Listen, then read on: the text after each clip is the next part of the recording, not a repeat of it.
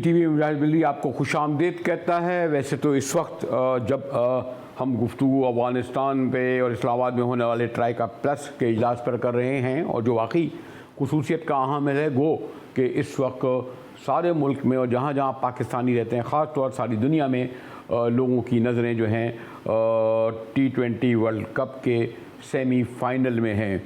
और यानी लोगों को क्योंकि हमारे ब्लड में है हिंदुस्तान के बारे में रवैया, सोच, कुछ लोग कहते हैं इंतहा पसंद तक, तो सबसे ज़्यादा तो खुशी यही लोगों को है कि हिंदुस्तान इस टूर्नामेंट से बाहर है। और लेकिन हमारा जो मुकाबला ऑस्ट्रेलिया से हो रहा है ये भी बड़े कांटे का होगा। लेकिन जैसे मैंने कहा कि और भी क्रिकेट के अलावा जो डेवलपमेंट हैं, ख़ास तौर पर आपने देखा कि प्राइम मिनिस्टर को सुप्रीम कोर्ट में तलबी हुई और जो कालादम तालिबान के साथ माहिदा उनका हुआ है। पहले इसी से गुफ्तगू करता हूँ, उसके बाद मैं ट्राइका प्लस पे भी आऊँगा। ब्यूरो चीफ मतीन हैदर भी हमें ज्वाइन करेंगे। अरशद शुरई काबुल और इस्लामाबाद के दरमियान इस तरह सफ़र करते हैं जैसे कोई जुड़वा शहर पिंडी इस्लामाबाद में होता है। फिर डॉक्टर हुमा बकाई भी हमारे साथ मौजूद हैं। मैं मेहमानों को शुक्रिया अदा करता हूँ।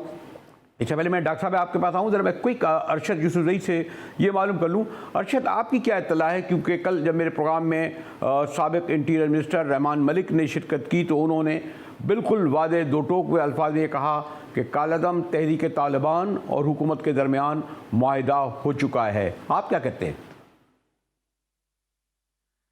जी, रहमान मलिक साहब से पहले भी कई लोग ये दावा कर चुके हैं और तालिबान के अपने बंदे जो हैं TTP के, वो भी इस तक़वियत दे रहे हैं। एग्रीमेंट हो चुका है और कुछ कैदी जो वो चाह रहे थे कि उनकी रिलीज़ हो, उनको भी रिहा किया जा चुका है बकौल कुछ तालिबान के, और दीगर जो फैसले हुए थे वो भी कंफर्म हो चुके हैं और सीज़ फायर भी कल से अमल में आ चुका है। TTP ने उनके जो अमीर हैं नूरवली ने, मुफ्ती नूरवली ने सबको, अपने सब फाइटर्स को कहा हुआ है कि वो पाकिस्तानी फोर्सेस के ख़िलाफ़ अपने हमले मुकम्मल तौर पर बंद कर दें।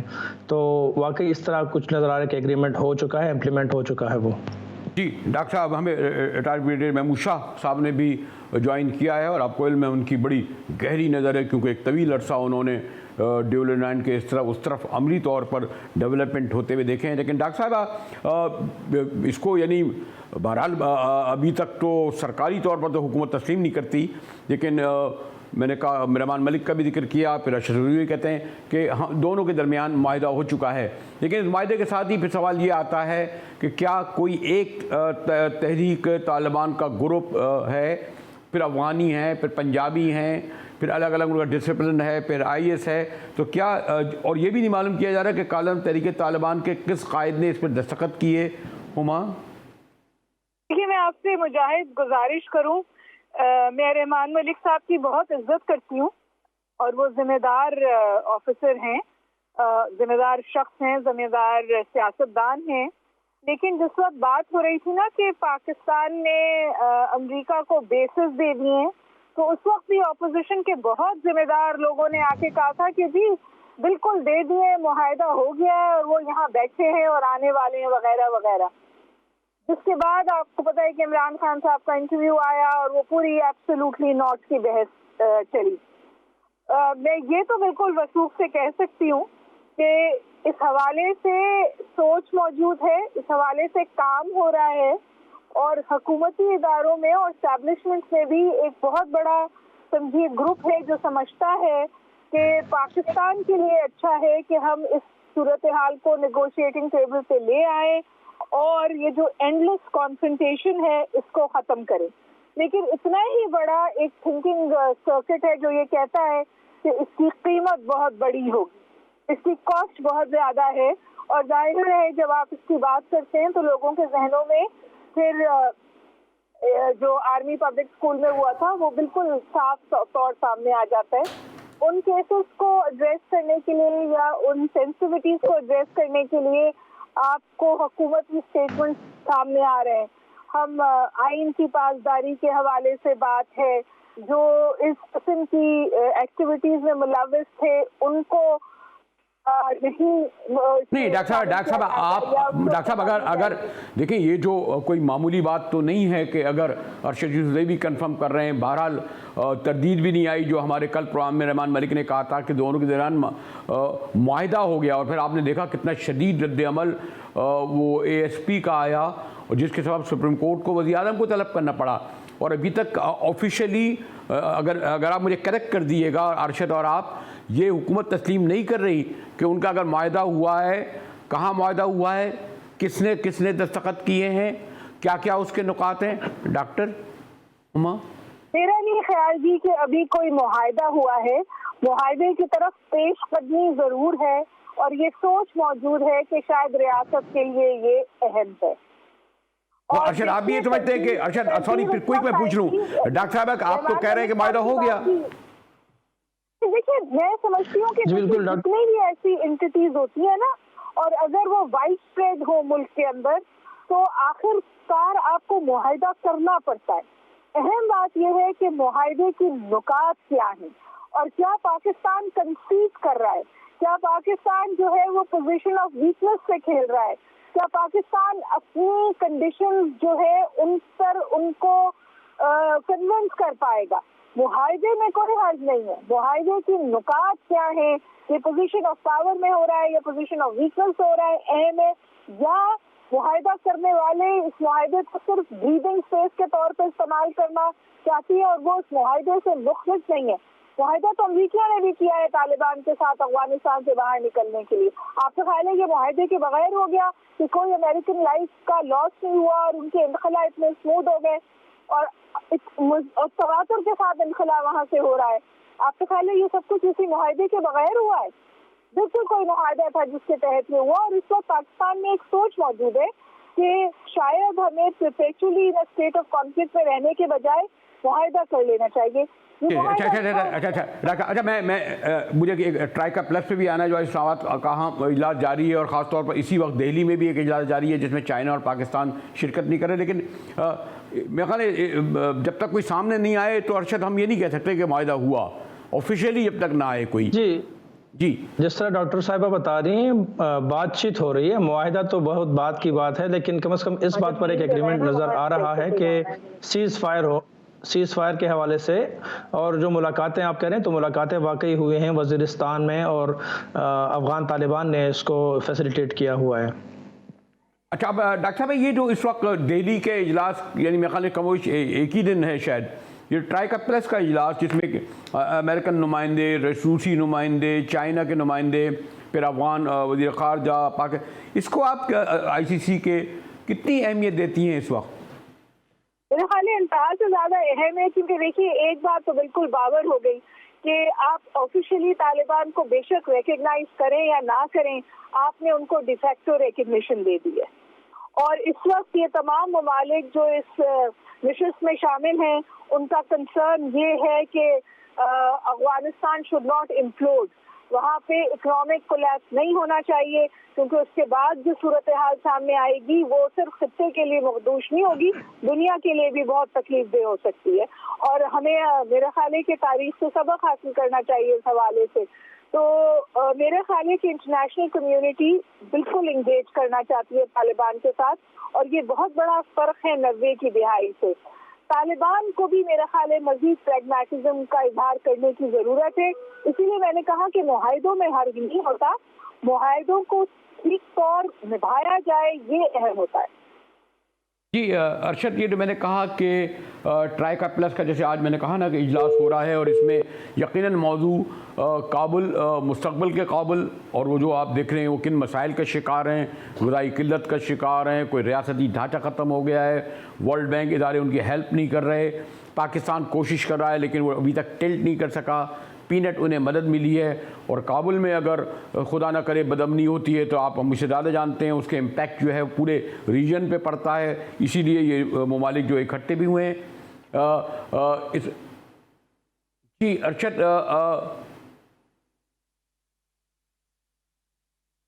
अरशद हमें मतीन हैदर ने भी ज्वाइन कर लिया है, ब्यूरो चीफ हमारे मौजूद है, लेकिन क्यों ना हम एक ब्रेक के बाद ज़्यादा तफसील से बात करें। मतीन हैदर मैंने कहा, और डॉक्टर हुमा बकाई, अरशद जुज़ई हैं, और अरशद ब्रिगेडियर साहब भी हमें ज्वाइन करें। हमारे साथ रहिएगा, मिलते हैं एक ब्रेक के बाद।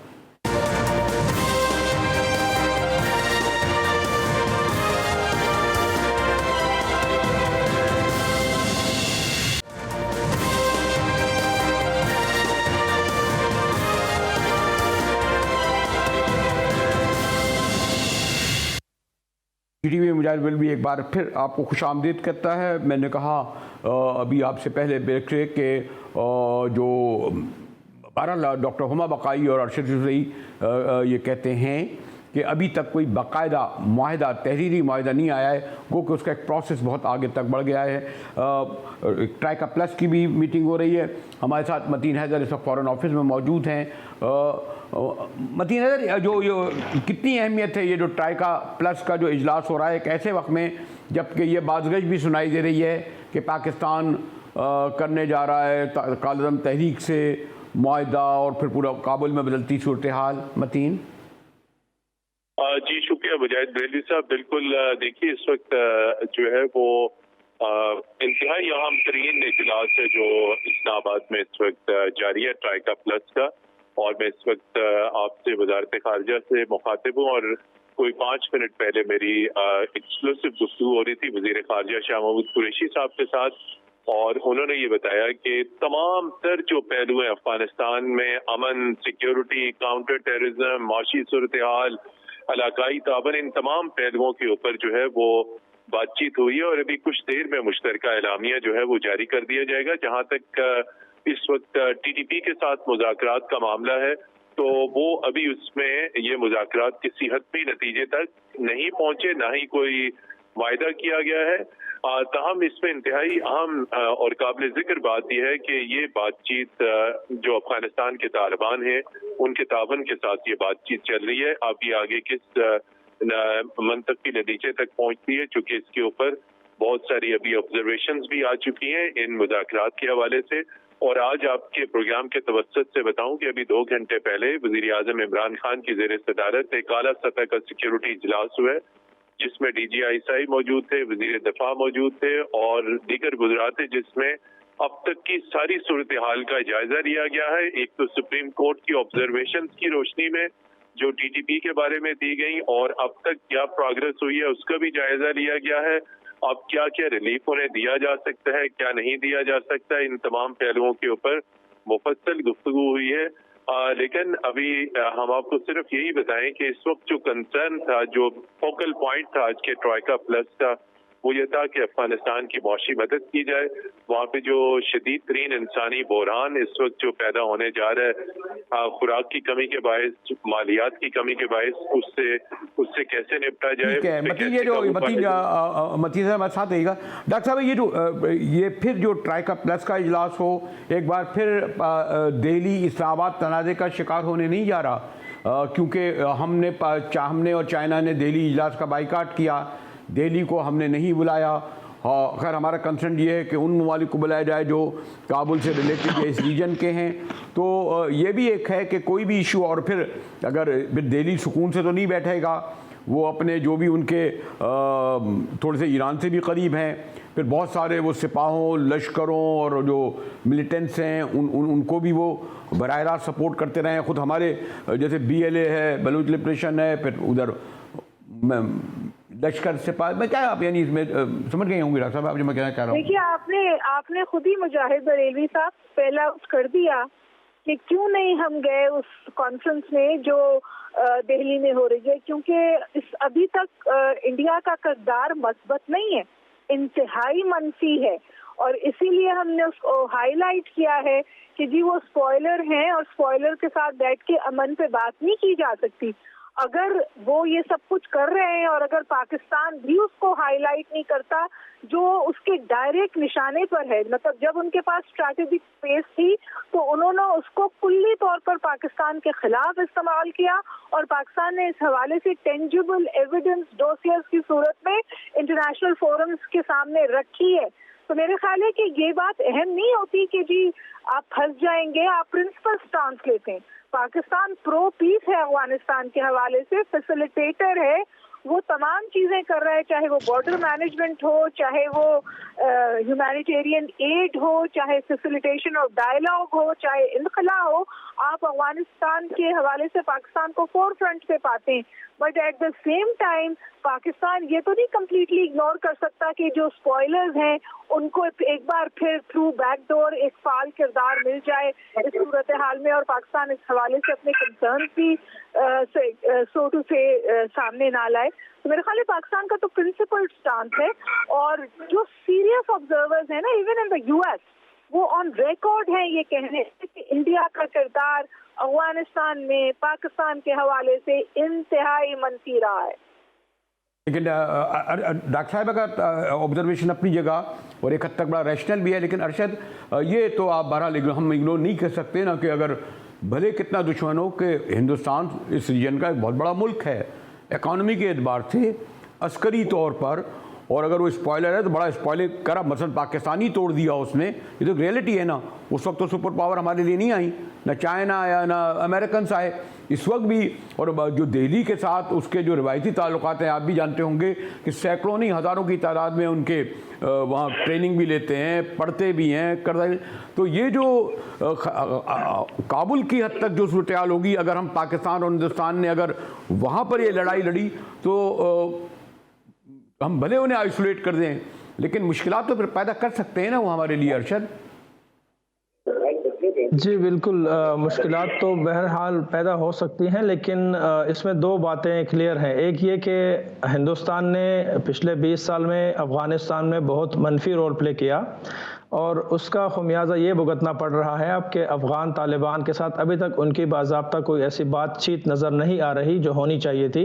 अगर वो इतने ही अहम अब हैं इस रीजन में, तो चाहिए था कि वो भी आज काबुल के दौरा करते, या कम से कम तालिबान उनको दोहा या कहीं और मिलते, जो नहीं हो रहा। उसके पीछे एक वजह ये भी है जो अक्सर औक़ात सुनते आए हैं कि इंक्लूसिविटी जो है अफ़गानिस्तान में वो होनी चाहिए, और उससे मतलब कुछ तालिबान रहनुमा ये ले रहे हैं कि मुख्तलिफ स्पॉयलर्स हैं या मुख्तलिफ जो रीजनल प्लेयर्स हैं वो चाहते हैं कि उनके जो प्रॉक्सीज़ हैं उनको इन्वॉल्व किया जाए हुकूमत में। तो उस चीज़ को मुकम्मल एक नेगेटिव वो मिल रहा है, जवाब मिल रहा है कि ऐसा नहीं होने जा रहा। तो मैं समझता हूँ कि अफ़गानिस्तान में अगर इंडिया अपना रोल प्ले करना चाहता है, अगर वो चाहता है कि मज़ीद उसके ताल्लुकात अच्छे हों, जो उसने पहले इन्वेस्टमेंट की थी वो डूबने से मुकम्मल बच जाए, तो वो नेगेटिव रास्ता है उसको मुकम्मल छोड़ना पड़ेगा और उसको अब पॉजिटिव सोच करना होगी, क्योंकि तालिबान हर उस कंट्री को, हर उस मुल्क को, हर उस ताकत को वेलकम कर रहे हैं जो पॉजिटिव रोल प्ले करना चाह रही है। उसके अलावा एक बात ये भी है कि अफ़गानिस्तान में तालिबान ने साफ कह दिया है कि हमारी सरजमीन अब किसी दूसरे मुल्क के ख़िलाफ़ इस्तेमाल नहीं होगी। अगर हिंदुस्तान ऐसा करने की कोशिश करेगा या सोच भी रखता है कि वो पाकिस्तान के ख़िलाफ़ अफ़गान सरजमीन को या अफ़गानिस्तान के उन लोगों को जो इस वक्त हिंदुस्तान में पनाह ले रहे हैं या तालीम हासिल कर रहे हैं उनको इस्तेमाल करेगा, तो वो कम अज़ कम अफ़गानिस्तान के सरजमीन से अरशद सॉरी टू से अरशद मैं मतीन करूँगा कि जब आप अभी तालिबान काबुल में बैठे ही थे तो उसके फ़ौरन बाद आपको याद होगा कि कोयटा में बहुत बड़ा धमाका हुआ, और जब उनकी तवज्जो दिलाई गई वहाँ के तर्जमान से कि जनाब ये पाकिस्तानी तालिबान ने इसकी जिम्मेदारी कबूल कर ली है, तो मतीन हैदर उन्होंने कहा ये पाकिस्तान और तालिबान जाने। अब आप ये फिर ये चाहते हैं काबुल में बैठे हुए तालिबान के उन पाकिस्तान तालिबान से दोबारा मुआहदा करा दें, उनके लिए हम बॉर्डर खोल दें, एक बार फिर उन्हें शनाख्ती कार्ड दें, एक बार फिर हम उन्हें पनाहें दें अपने उसमें, यानी वो क्योंकि उनको, और ये भी एक ऑब्जर्वेशन आ रही है कि वो ये इसलिए चाहते हैं कि कहीं ये पाकिस्तानी तालिबान दाइश के साथ मिलकर उनके लिए प्रॉब्लम न क्रिएट करें। तो सॉरी टू से आप भी अफगान साइकी जानते हैं, खुद तो महफूज कर रहे हैं, बर्बाद तो हमारा इमाम बारगाहें हुई, कारोबार हुआ, मस्जिदें हुई, शहरी मारे गए, सिक्योरिटी फोर्सेज मारे गए, ऐसा है ना मतीन हैदर? जी बिल्कुल बरेलवी साहब, आपने सही कहा कि अगर उनको रिलीफ मिलती है तो तालिबान पाकिस्तान की जो मेन स्ट्रीम पॉलिटिकल सिस्टम है उसमें दाखिल हो जाएंगे, और जो ऑब्जर्वेशंस आपने कोट किए वो बिल्कुल सही हैं, और यही ऑब्जर्वेशन वजीर आज़म इमरान खान ने सुप्रीम कोर्ट के चीफ जस्टिस के सामने रखी थी कि 70-80 हज़ार जो बंदा पाकिस्तान का शहीद हुआ है इसका भी कोई हिसाब दे, इसका भी कोई जवाब दे। तो ये बिल्कुल सही है कि ये बहुत बड़ा, जिसे कहते हैं इंतहाई हसास तरीन, स्ट्रेटेजिकली बहुत सेंसिटिव डिसीजन है, चूंकि इसके पीछे एक तवील दहशतगर्दी के खिलाफ जंग, तहरीक तालिबान के खिलाफ जंग, और फिर उन्होंने जिस तरीके से पाकिस्तान की सिक्योरिटी फोर्सेस के अफसरों और जवानों को शहीद किया, पाकिस्तान की आवाम को शहीद किया। पाकिस्तान में कोई मकतब फिक्र ऐसा नहीं था, चाहे मुसलमान चाहे गैर मुसलमान, जिनकी इबादत गाहों के ऊपर हमले ना हुए हों। तो बिल्कुल, और इसीलिए मेरे ख्याल में इतना आसान शायद, अगर इसीलिए मुझे जरा एक ब्रेक की तरफ जाना है, इसीलिए शायद मैं अपने तीनों मोहतरम मेहमानों को कहूँगा कि इतना आसान नहीं होगा कि कालादम तहरीक तालिबान से पाकिस्तानी गवर्नमेंट कोई ऐसा मुआहदा कर ले जिसको मुख्फी रखा जा सके। उन्हें तमाम निकात भी बताने पड़ेंगे और ये भी नाम भी बताने पड़ेंगे कि किन लोगों ने मुस्तकबिल में अमन की ज़मानत दी है डेवलपमेंट 9 के इस तरफ, हमारे तरफ, उधर वाले फिर वो जाने। मिलते हैं एक ब्रेक के बाद, हमारे साथ रहिएगा।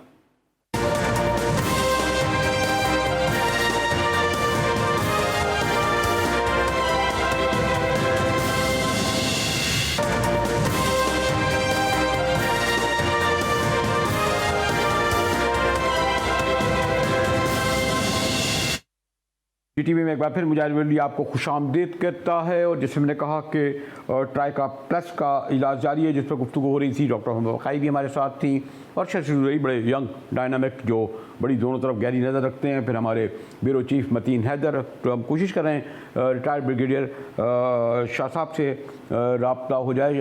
शाह साहब हमारे साथ रब्ते में हैं? जी अरशद, ये रोज आपकी बात को मैंने थोड़ा इंटरप्ट करके मतीन हैदर से और फिर एक सवाल भी रख दिया था कि आप भी जानते हैं कि अगर भारत हमारा दुश्मन है तो एक अफगान साइकी एक अलग है और उनसे निमटना कोई आसान नहीं होता। चाहे सरदार दाऊद के ज़माने से मैं तो देख रहा हूँ, उसके बाद फिर बाद में हमारे कम्युनिस्ट भी आए, फिर करज़ई भी आए, फिर गनी भी आए, फिर ये तो एक नए लोग आए हैं। इसलिए हम कैसे ट्रस्ट करें अरशद? जी सर, तो इसमें एक ये बड़ी अहम बात है कि अफ़गान साइकी की जो हम बात कर रहे हैं वो यही है कि अगर आप ज़ोर ज़बरदस्ती कोई बात मनवाना चाहते हैं तो वो लड़कर मरकर भी वो बात कबूल नहीं करेंगे। लेकिन अगर आप बैठकर मुज़ाकरात करना चाहते हैं, मुज़ाकरात से बात हल करते हैं तो मान लेते हैं। और यही एक खुसूसियत मैं देखता हूँ TTP में भी, क्योंकि वो दोनों तरफ बॉर्डर के एक ही लोग हैं, पश्तून आबाद हैं अक्सरियत। तो जिस तरह आपने और मतीन साहब ने बात की, मैं बिल्कुल तायद करता हूँ इस बात की कि हमने बहुत सफ़र किया। पाकिस्तान ने 80,000 जानें दी हैं, लेकिन अब अगर हम इसी बात को लें कि इतनी कुर्बानियाँ गई हैं तो क्या इसका ये हल नहीं होना चाहिए कि मसला हल हो जाए और मज़ीद 80,000 लोग कुर्बान होने से बच जाएं? क्योंकि दुनिया में जहाँ पर भी इस तरह के मसले आते हैं, अगर हम आयरलैंड के आयरिश रिपब्लिक आर्मी को देख लें या हम अमेरिका और तालिबान के ख़ुद इन मुज़ाकरात को देख लें, मुज़ाकरात से ही मसले हल हुए हैं, वरना तो फिर लड़ाइयाँ चलती रहेंगी, हमारे मरेंगे, वहाँ से लोग मरेंगे, कब तक आखिर ये चलता रहेगा? क्या डॉक्टर साहब हमारे साथ हैं क्या? डॉक्टर नहीं, लेकिन मतीन जो आमतौर पर ये मिसाल दे रहे थे, जैसे अरशद भी कह रहे थे, लेकिन वहाँ पर तो एक ऑर्गेनाइजेशन होती थी, जैसे आयरिश रिपब्लिक हो या अफ्रीका में मंडेला लड़ रहे हों या वियतनाम में हो ची मिन लड़ रहे हो, इवन हम बांग्लादेश में कहते हैं जी अवामी लीग लड़ रही हो। लेकिन अभी तक तो कन्फ्यूजन ये है ना कि जो तालिबान हमारे ख़िलाफ़ लड़ते रहे उनके मुख्तलिफ इक़साम हैं, उसमें दाइश भी आ गई, उसमें अलकायदा भी आ गई, फिर मैंने कहा ना अफगानी, पंजाबी, पाकिस्तानी तालिबान भी आ गए। कोई एक तंजीम, एक तहरीक की शक्ल तो नहीं थी ना, या है मतीन हैदर? देखिए बरेलवी साहब, ये जो TTP है ये एक बाज़ाब्ता तौर पर डिक्लेयर्ड दहशतगर्द तंजीम है। ये जिन तंजीमों का आपने पहले जिक्र किया, पॉलिटिकल ऐसी तंजीमें थी और जिन्होंने मुसल्लह जदोजहद की, और आप पॉलिटिकल शोज भी करते हैं। मैं आपकी तवज्जो आइन के उस आर्टिकल की तरफ दिलाऊंगा जिसके पाकिस्तान के आइन के उस आर्टिकल में लिखा हुआ है कि रियासत के अंदर किसी मुसल्लह जब्ते की, मुसल्लह जद्दोजहद की कोई गुंजाइश नहीं है।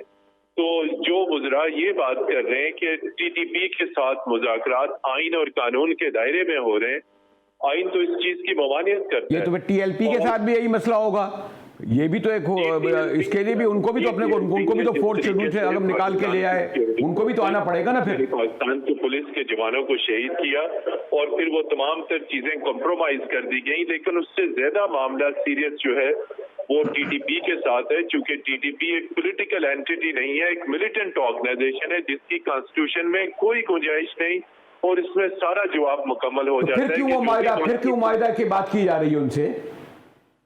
जी, फिर अगर ये वायदे की बातचीत की जा रही है तो यही हम आपको बता रहे हैं कि अब हो सकता है कि हतमी वायदे करने से पहले बहुत सारी चीजों पे कंप्रोमाइज होंगे, नजरसानी होगी। जी अरशद, ये क्या इतना आसान होगा? बहुत मुश्किल है जी। मतीन साहब ने जो बात की वाकई इस तरह होना चाहिए, क्योंकि अगर टीटीपी के साथ मुज़ाकरात होते हैं और हम एक्सपेक्ट करते हैं कि उनको मिलाया जाए, तो उन्होंने भी कुछ कुर्बानियां देनी होंगी अपने जदोजहद को, इस जंग को पाकिस्तानी अवाम, पाकिस्तानी फोर्सेस के ख़िलाफ़ मुकम्मल ख़त्म करना होगा। लेकिन ये अभी बहुत मुश्किल नज़र आ रहा है मुझे। नहीं, इससे एक तो हकीकत है कि बहरहाल लास्ट अगर हम 3 माह में देखें तो हमें बहरहाल जो यकीन नहीं करते थे हम जैसे लोग भी जो तालिब इल्म होते थे अफगान सियासत के, लेकिन जो काबुल में बैठे हुए तालिबान ने अपने को बहुत हद तक बहुत मामलों में तब्दील होते नज़र आ रहे हैं। वो ख़वातीन का मामला अलग है, वो तो एक उसके तो खैर वो तो बरसों का मामला नहीं होता, वो तो सदियों की साइकी होती है। पॉलिटिकली जो है वो जिस तरीके से आ रहे हैं या पॉलिटिकली जो वो रोक रहे हैं उनकी सोच और वो तो एक तब्दीली आ रही है। पहले तो एक आपको भी इससे ज़्यादा इल्म है कि जो कंधार में बैठा हुआ उस वक्त का तालिबान का अमीर था, वो तो दुनिया ही कोई नहीं मानता था या जो भी था। लेकिन ये जो इस सूरत हाल है कि क्या काबुल के अंडर में वो इतने हैं कि उनकी जो अगर ये हम कह रहे हैं कि दे आर फैसिलिटेटर, हमारे जो टीटीपी से तहरीक तालिबान से मुलाकात जो करवाई जा रही है उसमें वो काबुल गवर्नमेंट के पूरे तौर पर अंडर में होंगे? अरशद, फिर मैं मतीन की तरफ आऊँ। जी, जो लोग इसको फिट कर रहे हैं उनकी बड़ी इज्जत की जाती है इन हलकों में, इन सर्कल्स में। टीटीपी के लोग इन अफगान तालिबान के लोगों की बड़ी इज्जत करते हैं और उनकी माइट को भी समझते हैं, एक दूसरे पर एहसानात भी समझे जाते हैं, क्योंकि जब 20 साल पिछले गुजरे हैं उसमें यही लोग जब पाकिस्तान के मुख्तलिफ इलाकों में पनाह गुज़ीन थे तो टीटीपी ने उनको फैसिलिटेट किया था, उनको सपोर्ट या कम अज़ कम उनके ख़िलाफ़ लड़ाइयाँ नहीं की थी, उनके रिट को चैलेंज नहीं किया था। अब वहीं पर उनको बदला मिल रहा है कि उधर से भी कम अज़ कम ये सपोर्ट मिले कि अफ़गानिस्तान से पाकिस्तान के साथ मुज़ाकरात उनके किए जा रहे हैं। और मैं समझता हूँ कि जो लोग फैसिलिटेट कर रहे हैं अफ़गान साइड से, जो अफ़गान तालिबान फैसिलिटेट करते हैं, वो मुकम्मल ये ताकत रखते हैं कि फिर इन बातों की पासदारी कर सकें, वो गारंटर्स बन सकते हैं इस बातें।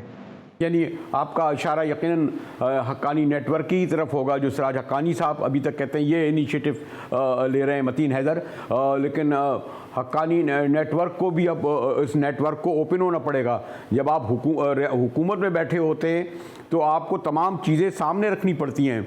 जैसे पाकिस्तान में बहरहाल एक आइन है, एक पार्लियामेंट है, एक असम्बली है, एक अपोजिशन है, एक पुलिस है, प्राइम मिनिस्टर को भी तलब किया जा सकता है।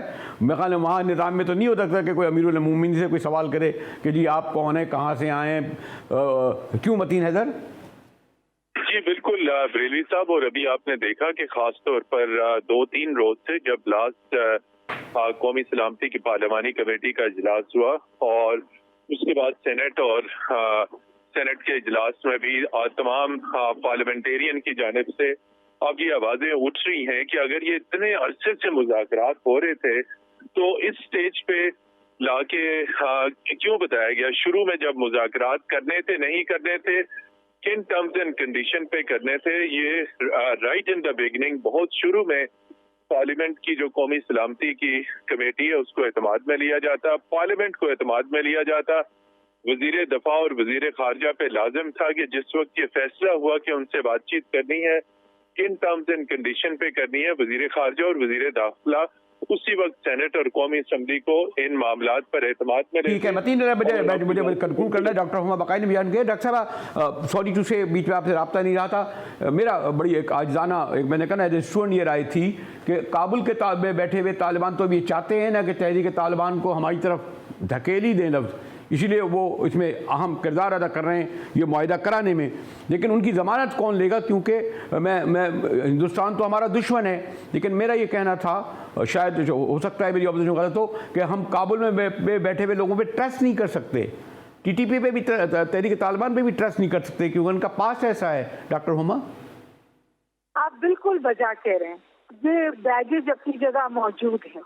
और मैं ये भी समझती हूँ कि जो पॉलिटिकल पोलराइजेशन है मुल्क में, वो अच्छे रियासती इक़दाम पर बड़ी सवालिया निशान उठ जाते हैं, क्योंकि मेरा ख्याल है कि सिटिंग गवर्नमेंट की हैंडलिंग कमजोर होती है। उस हवाले से इनिशिएटिव बुरा नहीं होता, उसकी हैंडलिंग बहुत कमजोर होती है।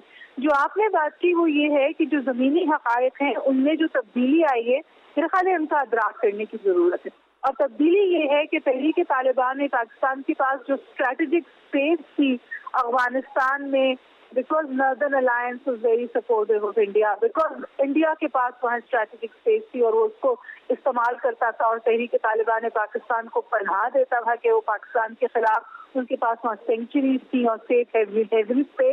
ये तमाम चीजें शायद अब एड्रेस हो जाएं जब वहाँ अफगान तालिबान हो, और क्योंकि वो इसमें ब्रोकर्स का भी किरदार अदा कर रहे हैं, वो गो बिटवीन है बिटवीन तहरीक तालिबान पाकिस्तान और समझिए रियासत पाकिस्तान, तो हम उम्मीद रख सकते हैं कि शायद कुछ बेहतर आ जाए। देखिए, इट्स समथिंग कि हम उसकी तरफ बढ़ना चाहते हैं, और जो चेंजिंग ग्राउंड रियलिटीज है उनको सामने रखते हुए एक इनिशिएटिव लिया गया है। ये मैं इसको इस तौर देखती हूँ। बात यही आके खत्म होगी कि हम अगर इस वक्त अगर पोजीशन ऑफ पावर में हैं तो हम किस किस्म का मुआहिदा करते हैं, और उस मुआहिदे में पाकिस्तान की तमाम सेंसिटिविटीज का इदराक होता है या नहीं। शुक्रिया डॉक्टर हुमा बकाई और मोहतरम मतीह ज़राब और अर्शद जुज़ैयाब के। मैंने कहा ना कि जो बड़े तेज़ रफ्तार तब्दीलियाँ ख़त्ते में आ रही हैं, ख़ासतौर पर जो ट्राइका का इजलास। इसी के साथ ही GTV से मुजाहिद बरेली को इजाज़त दीजिए।